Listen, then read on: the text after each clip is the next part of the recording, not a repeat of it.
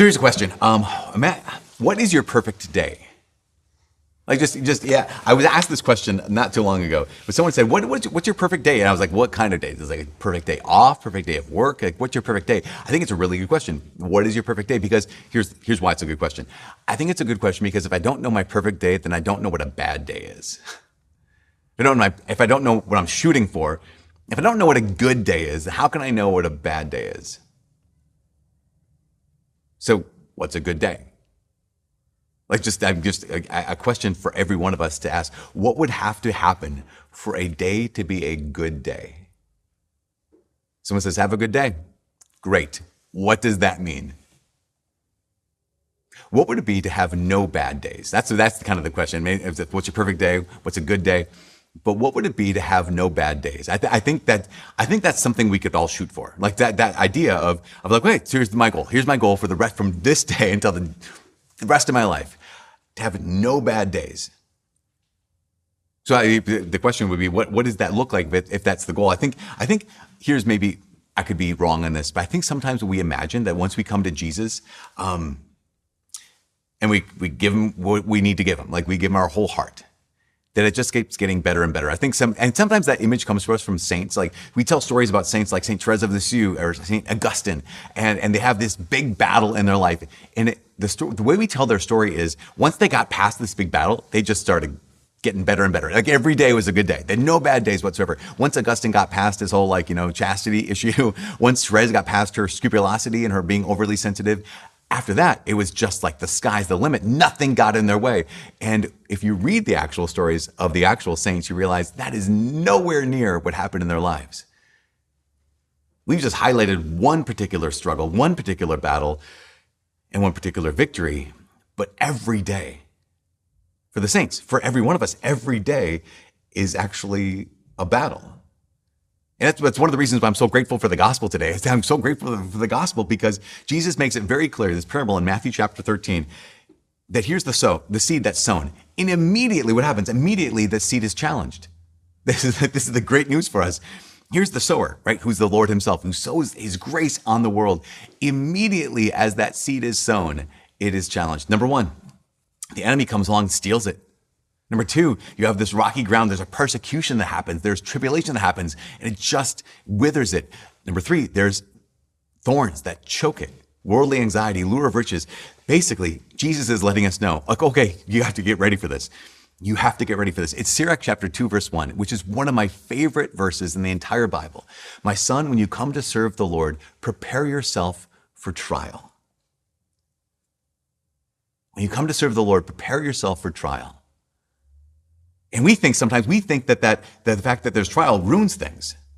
And I guess, yes, in the parable, let's keep this in mind. In the parable, the trial definitely ruins some stuff. I mean, when you get choked out, you're kind of ruined. And when things get dried up, when things get stolen or fallen away, those are bad things. Because it's true, life can be so overwhelmingly difficult. This is just the reality every one of us knows. When you come to serve the Lord, prepare yourself for trial. But sometimes life can be so difficult. I was listening to a podcast by a man named Chris Williamson, and he was talking about the very first time he ever went to a Jordan Peterson conference or event where Jordan Peterson he'll give a talk and then he'll take questions from the audience. And someone stood up, or they sent their question in, and someone in the audience asked this question. They said, the depth of my conscience causes me to suffer. This person feels things, so the depth of my conscience causes me to suffer. And he asked the question, is it a blessing or a curse to feel everything so very deeply? And Chris Williamson in the audience there, he was like, wow, that's just one sliver of someone hurting. What is this guy on stage going to say?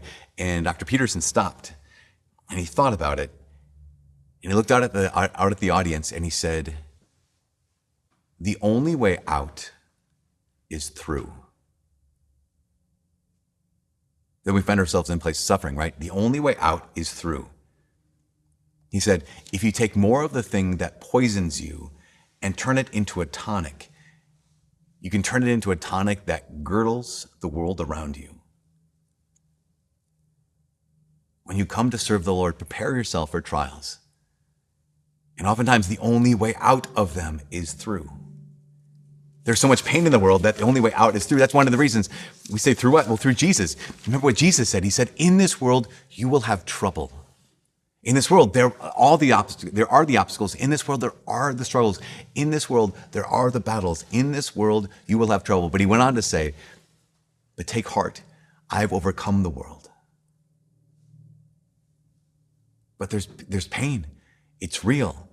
But so is he. That's one of the reasons why Peter's writing in chapter 4. He says this, he says, do not be surprised at your trial by fire. Here's Peter writing to early Christians saying, who are being persecuted, they are suffering so much. He said, but don't be surprised. Don't be surprised at the fiery trial that's occurring among you, as if something strange is happening to you. Don't be surprised as if this is unusual, as if this is strange, as if something strange is happening to you. Yes, it has the capacity to injure you, right? It has the capacity to steal, to fall away, to choke you out. It also has the capacity to do something more. And this trial can injure you, but this trial can also do something powerful. 1 Peter chapter 1, he says this, he says, sometimes you're going through this trial. Why? So that the genuineness of your faith, more precious than gold that is perishable by fire, may prove for the praise and glory and honor of the revelation of Jesus Christ. Having a bad day. No, actually,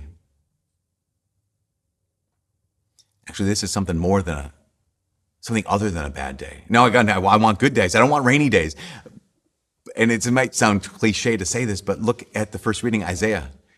Isaiah says, just as the snow and rain come down, and do not return there until they've watered the earth, making it fertile and fruitful. We realize that here as human beings, we need bad days. As human beings, we need rainy days. Without rainy days, there are no crops. Without rainy days, there is nothing that is made fertile. There's nothing that is made fruitful. The trials are necessary.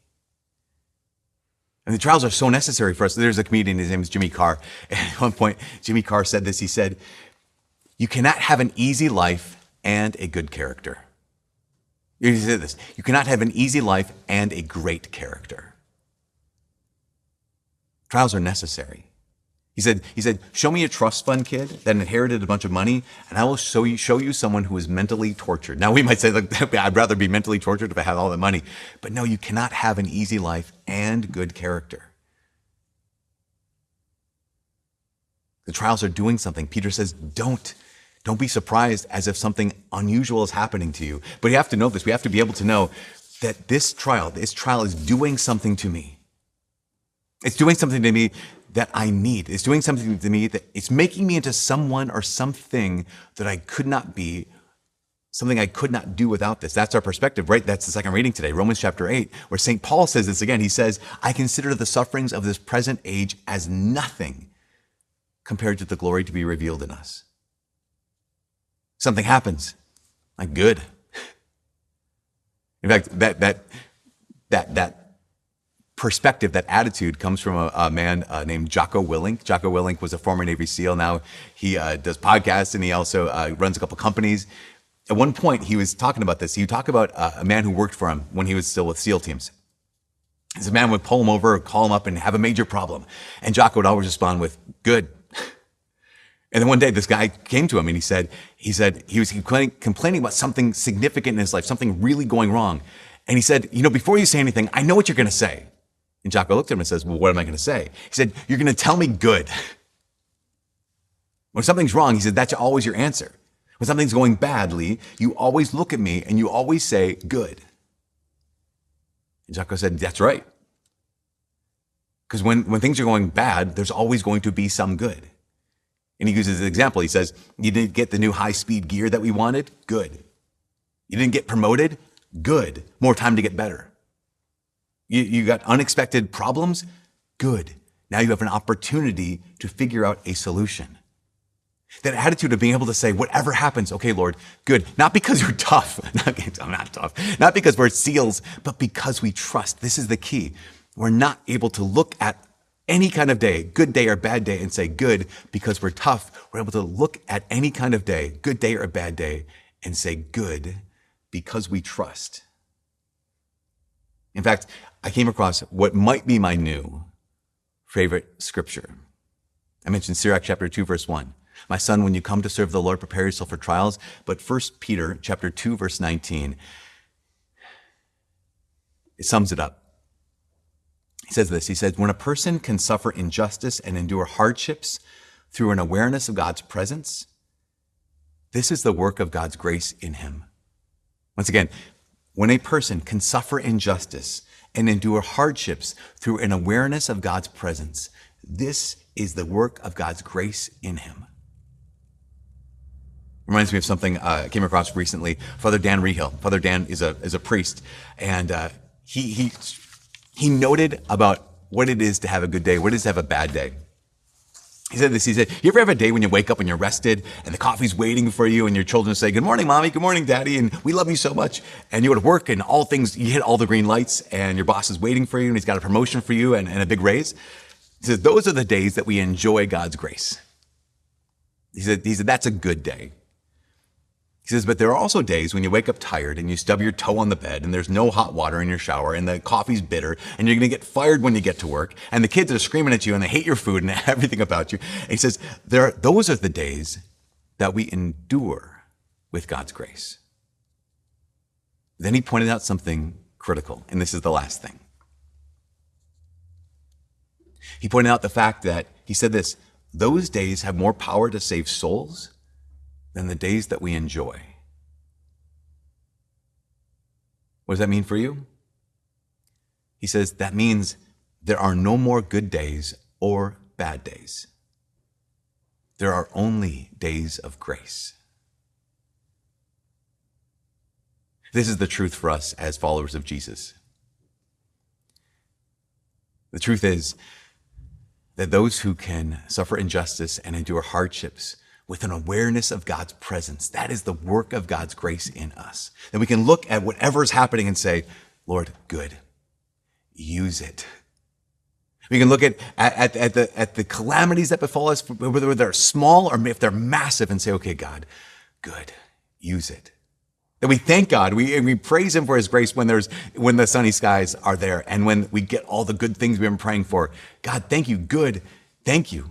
But also when there are storm clouds and when there is devastation and when there is pain and when we've lost, when we've failed, when we're disgraced, when we're embarrassed, we can say, okay, God, good. Use this. With that kind of trust, every day is a good day. With that kind of perspective, from this day until the day that you and I step into heaven, there are no more bad days.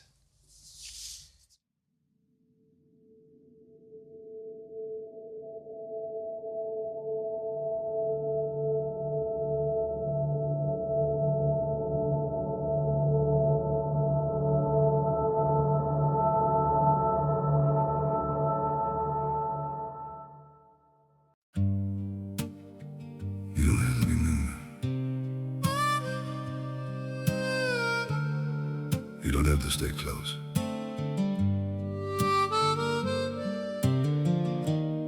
As long as you're somewhere out there, that's enough for me. I don't need to hold you near me, don't need promises to keep. Just the thought that you are breathing somewhere in this world I see. Even if I'm not beside you, even if you never know, there's a quiet kind of comfort just in knowing you still glow. I don't need forever, I just need you to exist. You don't have to stay with me, you don't have to feel the same.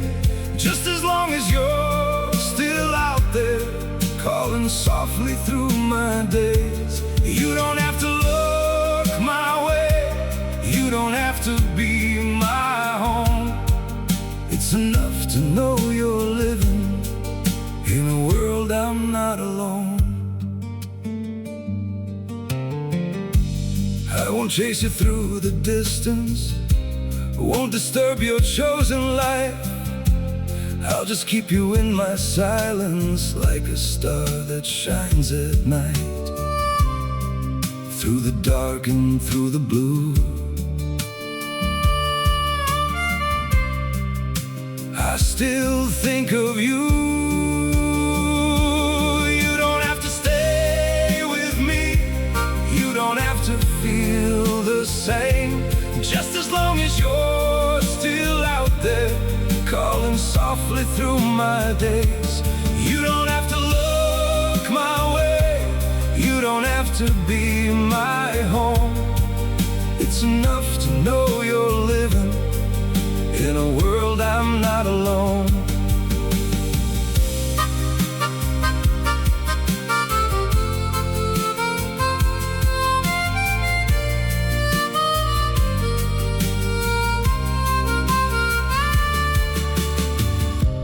I don't need to be your light, I don't need to cross your mind. All I need is just the truth that you're somewhere still alive. You don't have to stay with me, you don't have to feel the same. Just as long as you're still out there, calling softly through my days. You don't have to look my way, you don't have to be my home. It's enough to know you're